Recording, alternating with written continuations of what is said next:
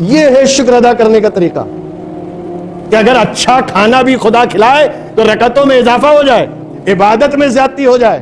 کیوں؟ اس لیے کہ شکرانے کے طور پر زیادہ عبادت کی جائے، اس لیے کہ شکرانہ ہی تو مین ہے. اللہ نے قرآن میں ارشاد فرمایا لَإِن شَكَرْتُمْ لَأَزِيدَنَّكُمْ، اگر تم میرا شکر کرو گے میں نعمتیں بڑھاتا چلا جاؤں گا. لہذا اے لوگوں، انہوں نے کہا اے عیسائیوں، اس بات کو یاد رکھنا، محمد عربی نے عقل مندوں کی فوج نہیں دیوانوں کی فوج تیار کی ہے.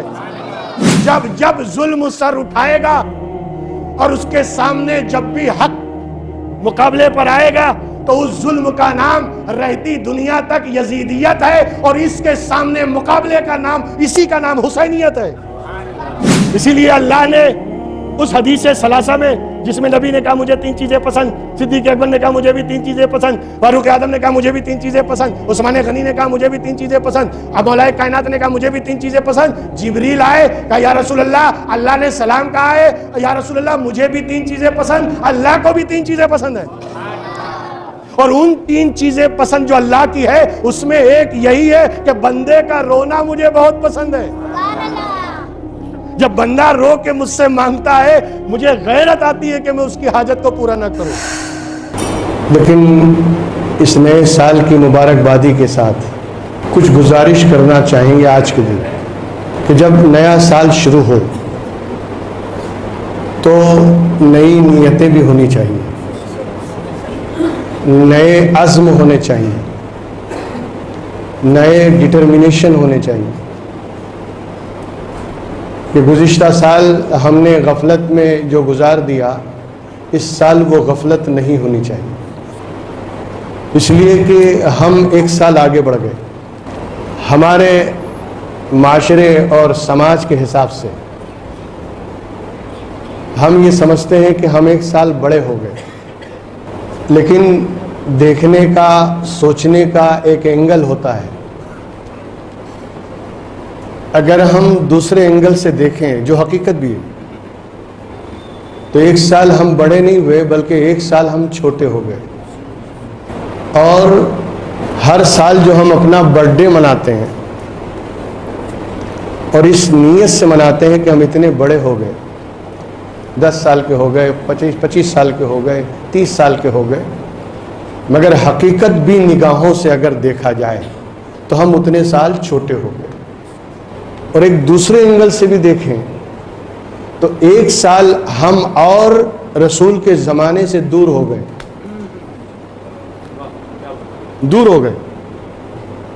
نظریہ بدلنا چاہیے، اینگل چینج ہونی چاہیے، زاویہ نگاہ اور زاویہ فکر بدل کے دیکھیں.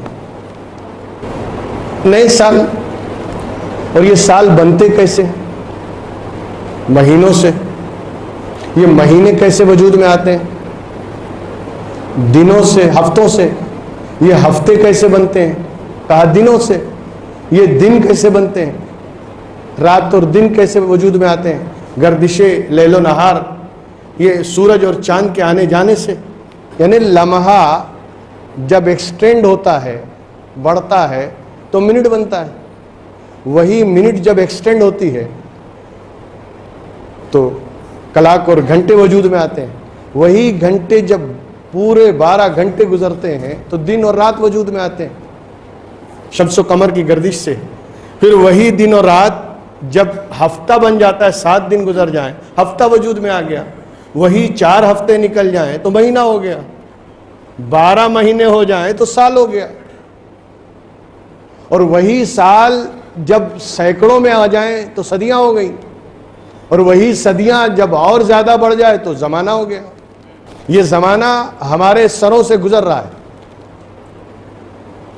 اور اس کے گزرنے کا احساس بھی ہمیں نہیں ہوتا. کیا احساس ہوا کہ کب ہم بچپن سے نوجوانی میں آ گئے، پھر اسی نوجوانی سے کب ہم جوان ہو گئے، پھر اسی جوانی نے ہمیں ادھیڑ پن دکھا دیا اور اسی ادھیڑ پن سے ہم بڑھاپے میں آ گئے. اور جب بڑھاپا اپنی انتہا کو پہنچا تو انا للہ ہے، قصے ختم ہو گیا، فائل بند ہو گئی، پورا میٹر ختم. لیکن یہ زمانہ اتنی تیزی سے ہمارے سروں سے گزر رہا ہے کیا اس کا احساس ہمیں ہوتا ہے؟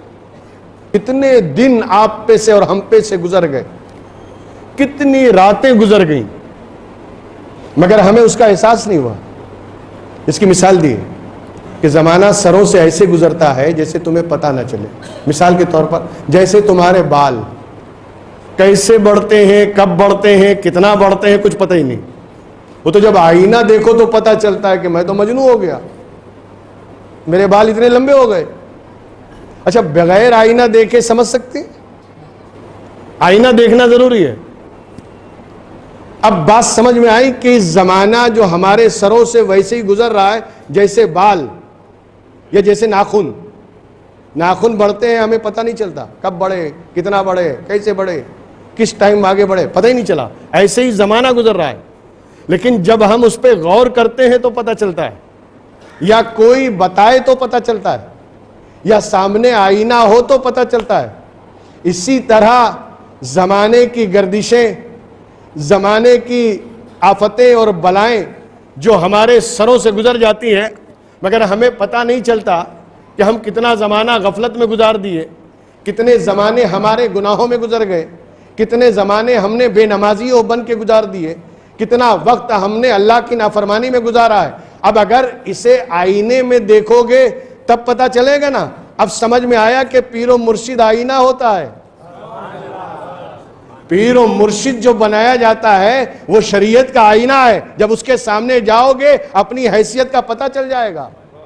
بہرکیف زمانہ گزرتا رہتا ہے، اور یہ زمانہ بہت سخت ہے، یہ سمے سے بنتا ہے، اور سمے بلوان ہوتا ہے، سمے بہت طاقتور ہوتا ہے، وقت ہی کی اہمیت ہوتی ہے، اور جو اپنے وقت کی قدر نہیں کرتے وہ ہمیشہ ٹھوکر کھاتے ہیں۔ جو اپنے وقت کو نہیں پہچانتے وہ ہمیشہ انہیں دنیا میں ذلت و رسوائی اٹھانی پڑتی ہے۔ اس لیے وقت کی قدر ہونی چاہیے۔ کیا مطلب؟ اگر اللہ نے تمہیں دولت دی ہے تو اس کا یہ مطلب نہیں ہے کہ تم آئیں بائیں سائیں کرو۔ اگر اللہ نے تمہیں دولت دی ہے اس کا یہ مطلب نہیں کہ تم غلط استعمال کرو یا اپنی دولت کی دھوس جماتے رہو۔ اگر اللہ نے تمہیں طاقت دی ہے اپنی اس طاقت کا مس یوز نہ کرو، اپنی اس طاقت کا غلط استعمال نہ کیا کرو، بلکہ اللہ نے طاقت دی ہے، بروز محشر اس طاقت کے بارے میں پوچھا جائے گا، سوال کیا جائے گا کہ ہم نے تجھے جو دیا تھا تو نے اس کا استعمال کیسے کیا، تو نے کہاں لگایا؟ اگر ہم نے بدن میں طاقت دی تھی تو اس طاقت کا استعمال کیسے کیا؟ دولت و ثروت دیا تھا، اس دولت و ثروت کا یوز تو نے کیسے کیا؟ یہ بروز محشر پوچھا جائے گا۔ کیوں؟ اس لیے کہ اللہ نے دیا ہے اور اللہ ہی سوال کرنے والا ہے۔ دیا ہم نے تھا، خرچہ کہاں کیا؟ دیا ہم نے تھا، لگایا کدھر؟ اسی لیے اللہ کے رسول فرماتے ہیں کہ جوانی کی عبادت سب سے بہتر ہے۔ کیوں؟ اس لیے کہ طاقت ہے، قوت ہے، 17 کی جگہ 27 37 پڑھنے کی طاقت ہے۔ جتنی زیادہ بدن میں طاقت ہے اس کا استعمال کہاں کر رہا ہوں؟ مجھے ایک بزرگ کا واقعہ یاد آیا، بڑا پیارا واقعہ ہے ان کا۔ کسی کی دعوت ہوئی حضرت کی، حضرت دعوت میں گئے، دعوت میں بڑا اہتمام تکلف تھا، مرغن غذائیں، بہترین کھانے دسترخوان پہ یعنی بچھا رکھے گئے، پروسے گئے۔ حضرت نے استعمال کیا، کھانا کھا لیا۔ کھانا کھانے کے بعد بہت سے لوگوں کی عادت ہوتی ہے، پوچھتے بھائی کیسا لگا، پوچھتے نا بھائی کھانا کیسا لگا۔ اس نے بھی سوال کر لیا حضرت سے، کھانا کیسا لگا؟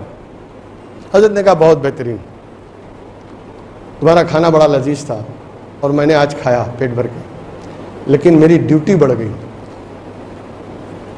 میں روزانہ 100 رکعت نماز پڑھتا تھا، آج 150 پڑھنا پڑے گا۔ یہ ہے شکر ادا کرنے کا طریقہ، کہ اگر اچھا کھانا بھی خدا کھلائے تو رکعتوں میں اضافہ ہو جائے، عبادت میں زیادتی ہو جائے۔ کیوں؟ اس لیے کہ شکرانے کے طور پر زیادہ عبادت کی جائے، اس لیے کہ شکرانہ ہی تو مین ہے۔ اللہ نے قرآن میں ارشاد فرمایا لَإِن شَكَرْتُمْ لَأَزِيدَنَّكُمْ، اگر تم میرا شکر کرو گے میں نعمتیں بڑھاتا چلا جاؤں گا۔ دولت میں اگر تم نے شکر کیا تو دولت بڑھے گی، عبادت میں اگر شکر کیا تو عبادت کا اجر بڑھا دے گا۔ جس چیز میں تم شکر ادا کرو گے اللہ وہ زیادتی کرتا جائے گا، اور جس وجہ سے کرو گے اس وجہ میں بھی زیادتی ہوگی۔ بات سمجھ میں آ رہی ہے؟ لیکن ہمارا حال کیا ہے؟ یہ زمانہ ہمیں نہ جانے کتنے پیچ و خم سے گزارتا ہے، یہ زمانہ نہ جانے کتنے نشیب و فراز سے ہمیں گزارتا ہے، اس زمانے نے نہ جانے کتنے اپ اینڈ ڈاؤن ہمیں دکھا دیے. کبھی ہم موسم بہار میں ہیں، خوش ہیں، اور کبھی ایسا ہوتا ہے کہ ہم مرجھا جاتے ہیں، غموں کی بارشیں ہونے لگتی ہیں، مصیبتوں آفتوں میں گھر جاتے ہیں. یہ بھی تو زمانہ ہے. تو زمانہ نشیب و فراز دکھاتا ہے، زمانہ اونچ نیچ دکھاتا ہے، زمانہ اپنی رفتار سے چلتا ہے. مگر یہ مت سمجھنا کہ آج جیسے ہو کل بھی ویسے ہی رہو گے، آج جو حال ہے وہ کل بھی رہنے والا ہے. ایسا نہیں ہے. زمانہ اگر تمہیں تندرست رکھتا ہے تو بیماری میں بھی مبتلا ہو جاتے ہیں، اور ہم بیماری والا زمانہ بھی گزارتے ہیں. بات سمجھ میں آ رہی ہے کہ یہ زمانے کے نشیب و فراز ہیں، یہ زمانے کی اونچ نیچ ہے. یہ زمانہ جب گزرتا ہے تو ہمیں نہ جانے کتنے اونچ نیچ اور نشیب و فراز سے گزار دیتا ہے. دوستو، ایک زمانہ وہ بھی تو تھا کہ نام لے لیا جائے تو لوگ سرنڈر ہو جاتے تھے، اور ہوئے سرنڈر، صرف نام سے سرنڈر ہو گئے. زبان کھولنے کی طاقت نہیں، منہ سے کچھ بولنے کی طاقت نہیں، آبجیکشن کرنے کی طاقت نہیں. اب چاہے سامنے والا سچ بول رہا ہے یا جھوٹ، مگر اس کی طاقت اور اس سپر پاور ہونے کا ایسا غلبہ تھا کہ زبانیں گنگ ہو گئیں، زبان خاموش ہو گئی، کچھ بول نہ سکے. مگر وہی سپر پاور جب کسی کے جھپیٹ میں آیا، ابھی کی بات کر رہا ہوں، جھپیٹ میں آیا، کیا وقت تھا اور کیا وقت ہو گیا. کہاں وہ بلندی، کہاں یہ ذلت و رسوائی. ایک اکیلے نے دھول چٹا دیا کہ نہیں؟ ایک اکیلے نے دھول چٹا دیا. اور خالی یاجوج کو نہیں، ماجوج کو بھی. یاجوج ماجوج دونوں، اور دونوں کو دھول چٹا دیا ایک اکیلے نے. اور وہ بھی 85 سال کا بوڑھا، 85 سال کے بوڑھے نے دھول چٹا دیا. نشہ اتر گیا، دادا گیری ختم، جتنی سپیریئرٹی تھی ختم ہو گئی. اکیلا. یہی تو ایمان والے کا حوصلہ ہے، یہی تو کلمے کی طاقت ہے، یہی تو لا الہ الا اللہ محمد الرسول اللہ کی طاقت ہے. کیا وہ واقعہ یاد نہیں؟ ایک مرتبہ عیسائیوں سے جنگ، عیسائیوں سے مقابلہ، ادھر مسلمان سامنے عیسائی. تو جاسوس بھیجے گئے، جاؤ دیکھو ان مسلمانوں کے پاس ہتھیار کیا ہیں، ان کے پاس کتنا ہتھیار ہے، کتنی سواری ہے، اور یہ لوگ لڑنے بھڑنے میں کیسے، ان کی صحت و تندرستی کیسی ہے، واقعی لڑنے کے قابل ہیں یا لڑنے کے قابل ہی نہیں ہے. جاسوسی کے لیے جب کسی کو بھیجا تو وہ جاسوس آئے عیسائیوں کے، اور آنے کے بعد وہ ایک پہاڑ پہ چڑھے، اور پہاڑ پہ چڑھ کے جب نیچے منظر دیکھا تو ہر صحابی کے ہاتھ میں دانتوں، اور وہ دانت مانج رہے ہیں، دانت گھس رہے ہیں. انہوں نے جا کے کہا ان سے لڑنا مت، کچا چبا جائیں گے. اس لیے کہ سبھی پریکٹس کر رہے ہیں دانت گھسنے کی. اور سنو، ہم نے یہ بھی دیکھا، ہم نے یہ بھی ملاحظہ کیا کہ جب ان کا پیغمبر وضو کرنے کے لیے بیٹھے تو پانی وضو کا زمین پہ گر نہیں پا رہا تھا. ہر صحابی اپنے ہاتھوں میں لے لیتا، کوئی چہرے پہ ملتا تھا، کوئی سینے پہ لگا رہا تھا. لہذا وہ قوم جو اپنے نبی کے بدن سے ٹچ ہوا پانی زمین پہ گرنا پسند نہ کرے، وہ کب پسند کرے گی کہ نبی کا خون زمین پر بہے؟ لہذا اے لوگوں، انہوں نے کہا اے عیسائیوں، اس بات کو یاد رکھنا، محمد عربی نے عقل مندوں کی فوج نہیں، دیوانوں کی فوج تیار کی ہے. یہ دیوانے ہیں، دیوانے. یہ نہ تعداد دیکھیں گے، نہ ہتھیار دیکھیں گے، نہ طاقت دیکھیں گے، نہ ستہ دیکھیں گے. بھیڑیں گے تو پھر بھیڑ ہی جائیں گے. یہ کبھی نہیں سوچتے کہ ہماری ہار ہے یا جیت، اس لیے کہ ان کی جیت میں تو جیت ہے، ان کی ہار میں بھی آخرت میں جیت ہے. ان سے پنگا مت لینا، ان سے مقابلہ مت کرنا. وہی دیوانگی جب آتی ہے، وہی پاگل پن جب سوار ہوتا ہے تو اچھے اچھے گھٹنے ٹیک دیتے ہیں. ٹیکا کہ نہیں؟ دیوانگی، پاگل پن، ہم تمہیں ختم کر دیں گے. کہا ختم کر دو مگر تم بھی بچو گے. ختم. اس طرح دیوانگی، اس طرح پاگل پن جب سوار ہوتا ہے کامیابی قدم چومتی ہے، کامیابی تمہارے قدموں کے نیچے آ جاتی ہے۔ دوستو بہرحال چونکہ میرا موضوع نہیں، میں تو بتا رہا ہوں وقت کی سمے کی بات۔ ایک سمے وہ بھی تھا اور ایک سمے یہ بھی ہے۔ حالات نے اونچا نیچا بتایا کہ نہیں؟ ارے سورج اگر نکلتا ہے اور سوا نیزے پر آتا ہے اور پورے وشو میں اپنی گرمی اور حرارت سے قہر برپا دیتا ہے، مگر وہ قہر برپا کرنے والا سورج، وہ آگ برسانے والا سورج، وہ اپنے جلال کو سب پر ڈالنے والا سورج، ہم دیکھتے ہیں جیسے ہی شام ہوئی ڈل گیا، ڈوب گیا۔ اسی لیے حضور محدث اعظم ہند نے ایک بہت اچھی بات کہی، ارشاد فرماتے ہیں کہ ایک حالت پر نہیں رہتا کبھی دنیا کا حال، ایک حالت پر نہیں رہتا کبھی دنیا کا حال، ہر کمال را زوالو ہر زوال را کمال۔ جو جس کو کمال ملتا ہے اسے زوال بھی ہے، اور جو زوال پذیر ہے وہ کمال والا بھی ہو سکتا ہے۔ یہ دنیا کی فطرت ہے۔ لیکن ایک چیز بتا دوں، میں جو بتانا چاہتا ہوں آج کے دن، اور آج اسی پر اپنی گفتگو کو میں ختم کروں گا، اور انشاءاللہ کل سے اس آیت کریمہ کا ترجمہ اور تھوڑا اشارہ تو میں آج کر دیتا ہوں، تفصیل کل سے ہوگی۔ میں اس زمانے کی بات کر رہا تھا۔ یہ زمانہ یعنی زمانہ زحمت بھی ہے رحمت بھی ہے۔ زحمت اس لحاظ سے زمانے میں نہ جانے کیسے کیسے واقعات، نہ جانے کیسے کیسے حادثے، نہ جانے کیسے کیسے انسیڈنٹ اس زمانے میں ہوتے ہیں۔ آدمی صدمے سے چور ہو جاتا ہے، آدمی غم و ستم سے ٹوٹ جاتا ہے۔ ایسے ایسے واقعات ہوتے ہیں، ایسے ایسے سانحے وجود میں آتے ہیں، اور ایسے ایسے انسیڈنٹ ہوتے ہیں کہ آدمی لڑکھڑا جاتا ہے۔ کچھ دن کے لیے وہ اتنا نڈھال ہو جاتا ہے کہ سنبھالنا بڑا مشکل ہوتا ہے۔ مگر جیسے جیسے زمانہ گزرتا ہے، دور گزرتا ہے، مہینے گزرتے ہیں، وقت گزرتا ہے، دھیرے دھیرے صدمہ کم ہونے لگتا ہے، اور پھر ایک دن وہ آتا ہے کہ وہ صدمہ یاد بھی نہیں رہتا،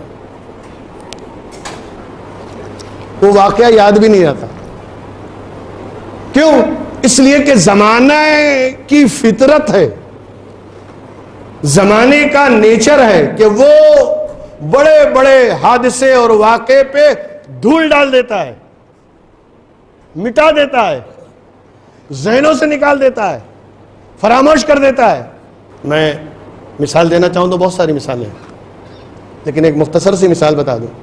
26 جنوری یاد ہے؟ بھوکم شاہ بابا آئے تھے،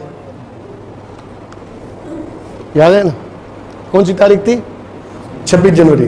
لیکن میں سمجھتا ہوں کہ اتنے دن گزر گئے کہ اب 26 جنوری کو بھی وہ دن یاد نہیں آتا، بھول گئے۔ ورنہ جب آیا تھا، جب بھوکم آیا تھا، تب عالم کیا تھا؟ جس گلی میں جاؤ یاسین والقرآن الحکیم انک لمن المرسلین، دوسری گلی میں جاؤ تبارک الذی بیدہ الملک وہو علی کل شیء قدیر، تیسری گلی میں جاؤ الف لام میم ذالک الکتاب لا ریب فیہ۔ میں اکثر سوچا کرتا تھا اگر پہلے ہی سے یہ کرتے تو آج یہ دن تو نہ آتا۔ پہلے ہی سے اگر اللہ کے سچے بندے بن جاتے تو پھر یہ دھرتی میں ہلنے کی طاقت کہاں ہوتی ہے؟ یہ دن نہیں دیکھیں۔ لیکن جب آیا اللہ یاد آ گیا، ہر طرف کوہرام، لاکھوں لوگ مرے، کئی مہینوں تک نیندیں غائب، پنکھا بھی ہلے تو اٹھ کے بھاگ رہے ہیں، برتن ہلے تو بھاگم بھاگی، اتنا خوف، اتنی دہشت۔ لیکن جیسے جیسے دن گزرا بھول گئے نا، فراموش کر دیے، اب یاد نہیں آتی۔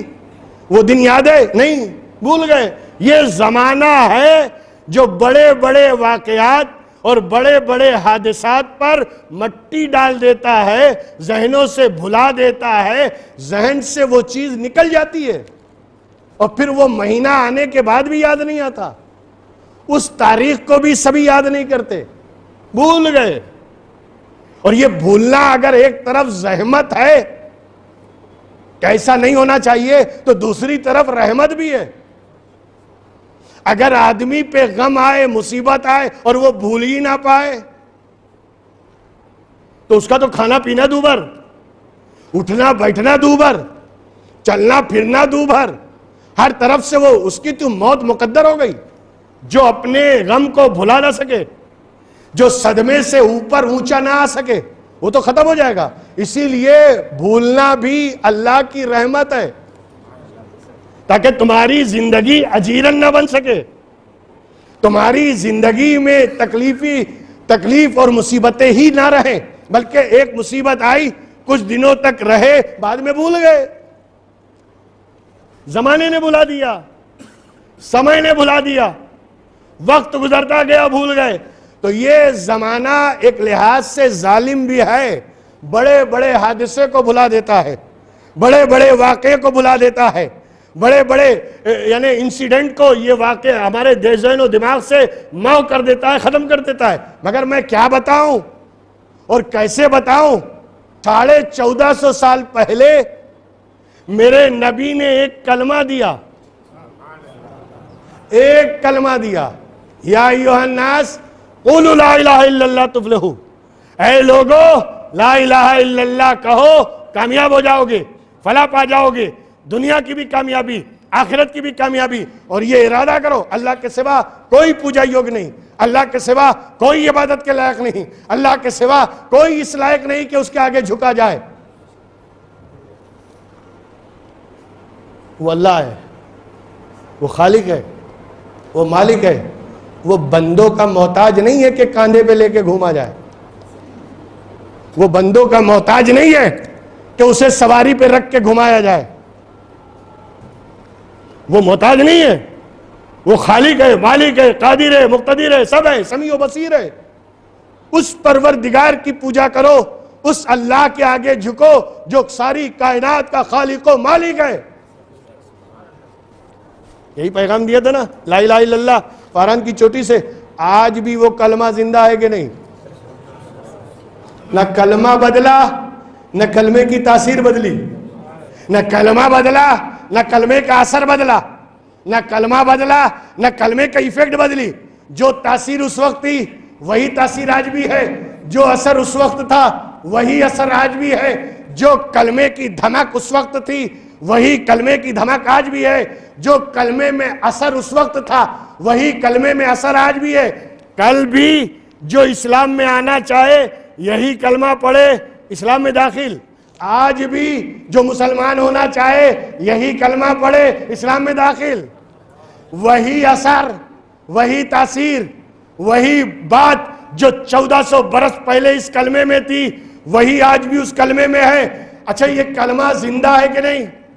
کلمہ باقی ہے کہ نہیں؟ زمانے نے کلمے کو مٹا سکا؟ زمانہ اس کلمے کو بھلا سکا؟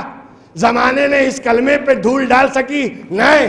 میں سوچنے لگا کہ جس نبی نے فاران کی چوٹی سے کھڑے ہو کر ایک کلمہ دیا، 1450 برس بعد بھی اس کلمے کی تاثیر اور اثر باقی ہے اور کلمہ زندہ ہے۔ ارے تو جب بولنے والے کے کلام کی تاثیر یہ ہے کہ کلمہ زندہ ہے تو نبی کیسا زندہ ہوگا؟ میرا نبی کیسا ہوگا؟ اس نے جو کلمہ دیا وہ ختم نہیں ہو سکا، نبی کیسے ختم؟ نبی کیسے جائیں گے؟ تو کلمہ بھی زندہ اور کلمہ دینے والا بھی۔ ارے یہ تو نبی ہیں، یہ تو رسول ہیں، میں نبی کی کیا بات کروں؟ ان کی تعریف کرنے والا تو ان کا پروردگار ہے، ان کی تعریف کرنے والا تو ان کا رب العالمین ہے، جس نے ان کی تعریف میں قرآن اتار دیا۔ اسی لیے بڑی اچھی نعت کا مطلع تھا، میں ایک بندہ ہوں صرف بندہ، میں ایک بندہ ہوں صرف بندہ، میں نعت سرکار کیا کہوں گا؟ میں ایک بندہ ہوں صرف بندہ، میں نعت سرکار کیا کہوں گا؟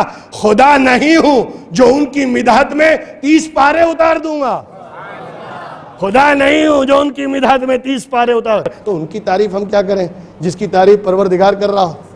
اس کی تعریف ہم کیا بیان کریں جن کی تعریف میں پورا قرآن نازل کیا گیا؟ میں تو یہ بتانا چاہتا ہوں کہ بڑے بڑے حادثے، بڑے بڑے واقعات، بڑے بڑے انسیڈنٹ، نہ جانے کیسے کیسے صدمے اور نہ جانے کیسے کیسے ایکسیڈنٹ آج لوگ بھول گئے، فراموش کر دیا نا۔ مگر یہ کیا بات ہے کہ کربلا کا واقعہ، کربلا کا واقعہ 1400 برس تو ہو گئے، مگر آج بھی ادھر محرم کا چاند نکلا کہ ادھر امام کی یاد تازہ ہو گئی. ادھر محرم کا چاند دکھا کہ کربلا کا نقشہ نگاہوں میں گھومنے لگا. اس واقعے کو زمانے نے مٹایا کیوں نہیں؟ اس واقعے کو زمانے نے بھلایا کیوں نہیں؟ اس واقعے پہ زمانے نے خاک کیوں نہیں ڈالی؟ اس واقعے کو ذہن و دماغ سے اوجھل کیوں نہیں کر دیا؟ ہمارے ذہن و دماغ سے یہ واقعہ نکلا کیوں نہیں؟ اس لیے کہ میرے امام نے میدان کربلا میں جو قربانی، جو سیکریفائس اور جو بلیدان پیش کیا ہے نا، خدا کی قسم نگاہ زمانہ دیکھ رہی تھی کہ یہ حسین کی شہادت ہے، مگر قرآن کی روح سے ثابت ہے کہ یہ حسین کی نہیں بلکہ حسین کی شکل میں مصطفیٰ کی شہادت ہے، میرے رسول کی شہادت.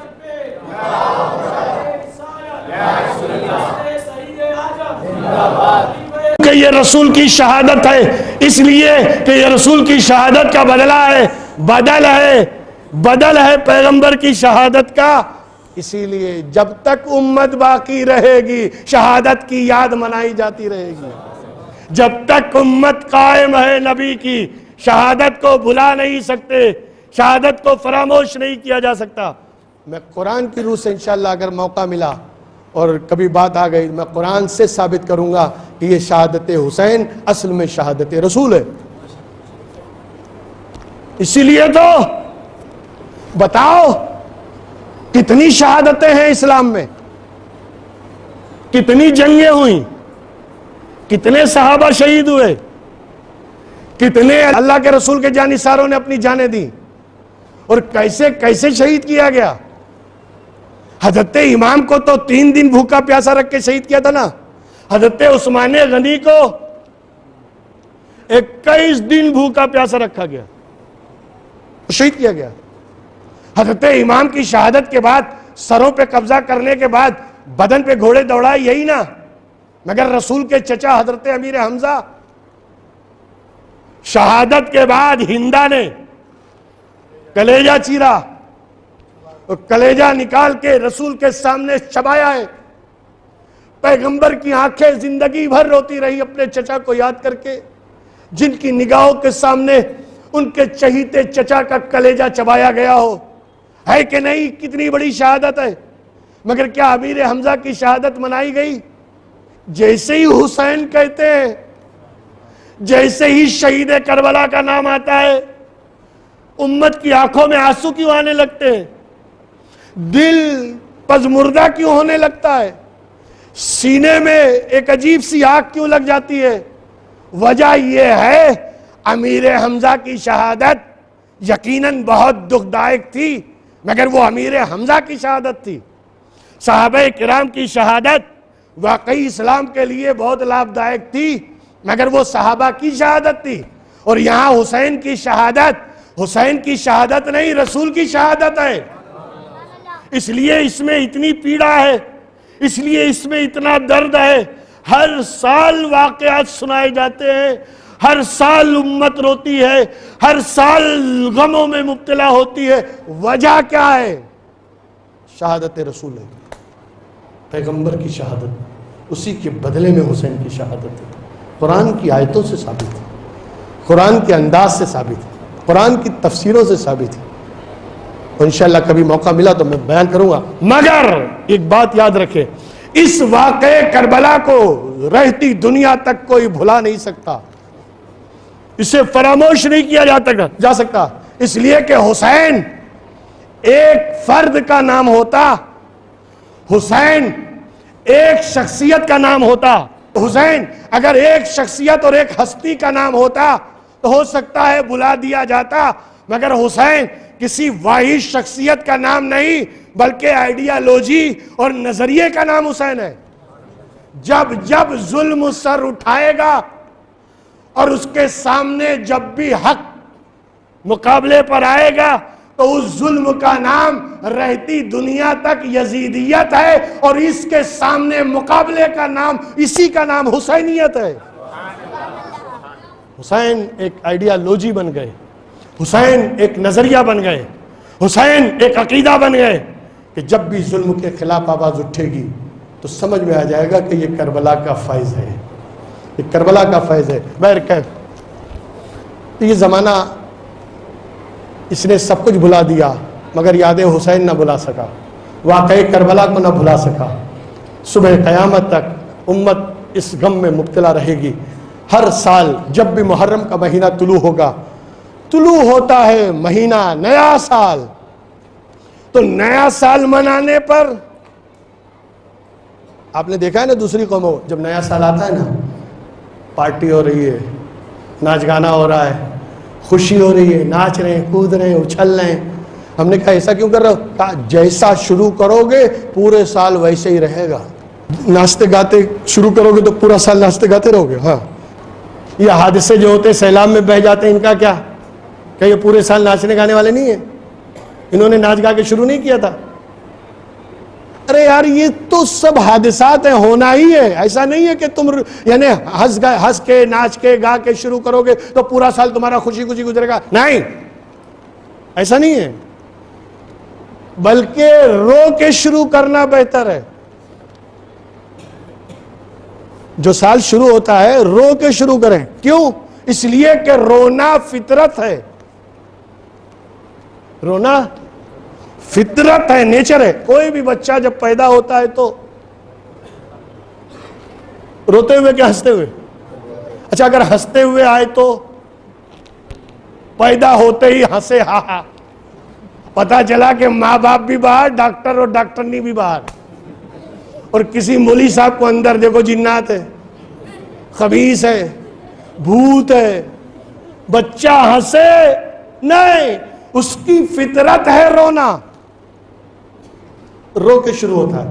اب اگر رو کے کوئی کام شروع کرنے سے یا سال شروع کرنے سے پورا سال منحوس ہو جائے تو مجھے بتائیے یہ ہر پیدا ہونے والے کی پوری زندگی منحوس ہو جائے گی جو روتے ہوئے شروع ہوتا ہے۔ ارے بچہ نہیں روئے نا، گھر والے رونے لگتے ہیں۔ بچہ نہیں رویا، گھر والے رو رہے ہیں، ڈاکٹر ٹینشن میں۔ میں نے کہا کیا ہوا؟ کہا رو نہیں رہا ہے۔ ارے نہیں رو رہا تو اچھی بات، ارے نہیں رونا چاہیے، بچے گا نہیں، رہے گا نہیں، اس کی زندگی ڈینجر ہے، بچنے والا نہیں ہے۔ کیوں؟ رویا نہیں، اور جیسے ہی رو لیا مبارکباد، مبارک ہو، کنگریچولیشن، بدھائی، رونے کے بعد شروع ہو گئی۔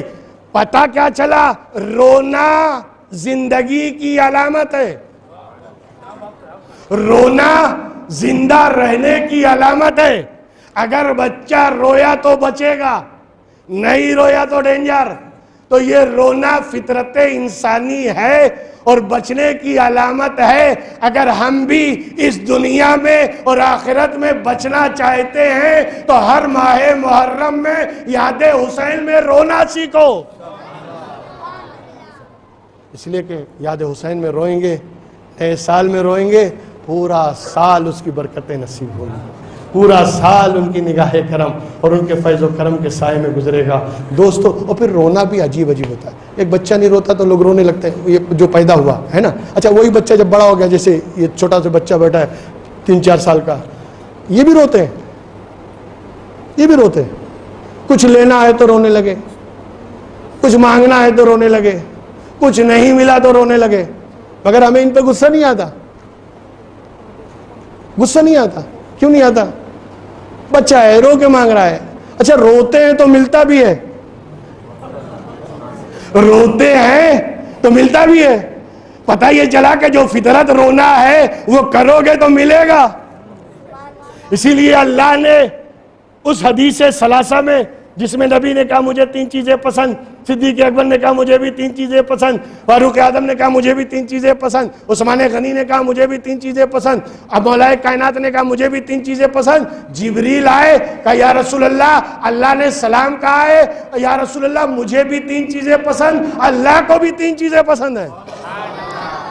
اور ان 3 چیزیں پسند جو اللہ کی ہے اس میں ایک یہی ہے کہ بندے کا رونا مجھے بہت پسند ہے۔ جب بندہ رو کے مجھ سے مانگتا ہے مجھے غیرت آتی ہے کہ میں اس کی حاجت کو پورا نہ کروں۔ تو رونا تو اچھی بات ہے نا، مگر ایک چیز بتاؤ، یہ 3-4 سال کا بچہ روتا ہے، اچھا کوئی بڑا آ کے رونے لگے، کوئی بڑا آدمی آئے اٹا کٹا اور آ کے رونے لگے تو تھوڑا سی کرائیت ہوتی، کیا یار آدمی ہے، میرے سامنے رو رہا ہے، اس کو اللہ کے سامنے رونا چاہیے، یہ میرے سامنے، میں خود ہی فقیر ہوں، میرے سامنے رو کے کیا ملے گا؟ تو کبھی کبھی چڑ بھی ہوتی ہے، آدمی جھڑک بھی دیتا ہے، چپ ہو جا یار، بند کر، بولتے نا بند ہو جا، حالانکہ بچے کے رونے پہ جھڑکا نہیں، لیکن بڑا رویا تو جھڑکی ملی، پتہ یہ چلا کہ رونے کا استھان بھی ہوتا ہے اور رونے کا سمے بھی ہوتا ہے، سمے پہ رو گے تو ملے گا، ہر وقت روتے مت رہو روتڑے کی طرح، اور پھر کہاں رونا ہے وہ جگہ بھی منتخب کرو، کس کے آگے رونا چاہیے۔